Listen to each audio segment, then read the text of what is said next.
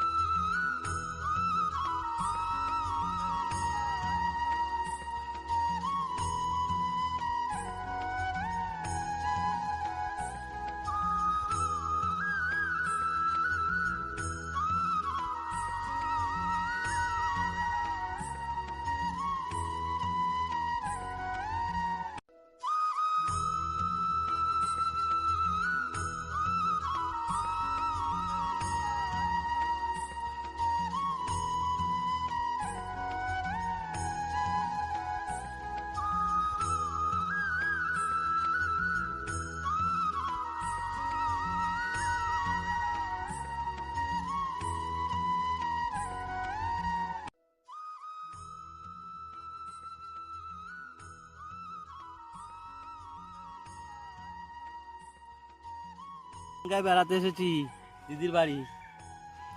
আশেপাশের যা প্রাকৃতিক সৌন্দর্য আমাকে পুরো মুগ্ধ করেছে।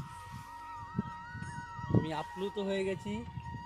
এত সর্ষে ক্ষেত, এখানে ফুলকপি, বেগুন, পালং শাক, বিভিন্ন ধরনের সবজি, ধান গাছ, এত সুন্দর, যেটা আমাদের শহর অঞ্চলে আমরা একেবারেই এগুলোকে অনুভবই করতে পারি না।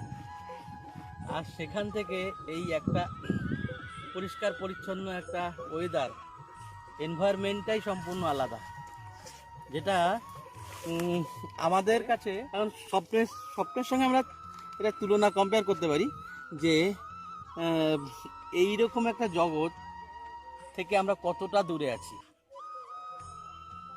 তাই আমি সবাইকে বলবো, শহরে যতই থাকুন না কেন আপনারা মাঝে মধ্যে একটু গ্রামে আসুন, একটু হাওয়া বদল করে যান, শরীরটাকে একটু শান্ত করুন, হ্যাঁ, স্নিগ্ধ করুন, প্রকৃতির এই মনোরম সৌন্দর্য উপলব্ধি করুন। এটুকুই আমার বলা। খুব সুন্দর জায়গা, আপনাদের আসলে যে কোনো জায়গায়, গ্রামে প্রত্যেকটা জায়গায় খুব সুন্দর হয়। ঘুরবেন আমার মতন।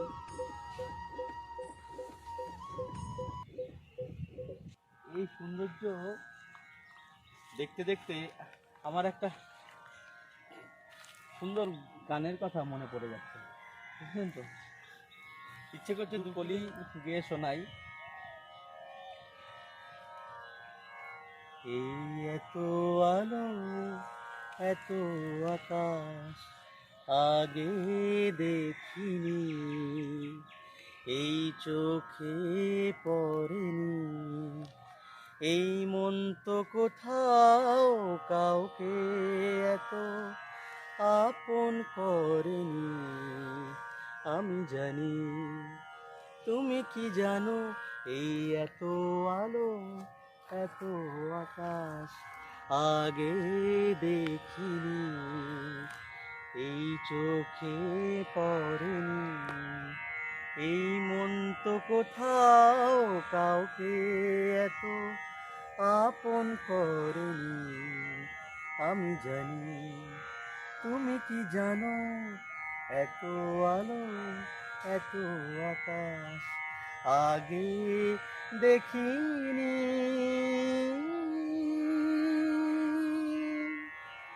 সারা জীবন পাওয়ার আশায় দুহাত মেলেছি, এখন আমি অজানায় নেশায় মেতেছি।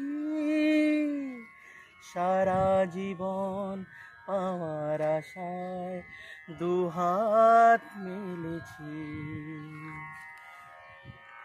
এটুকুই থাক।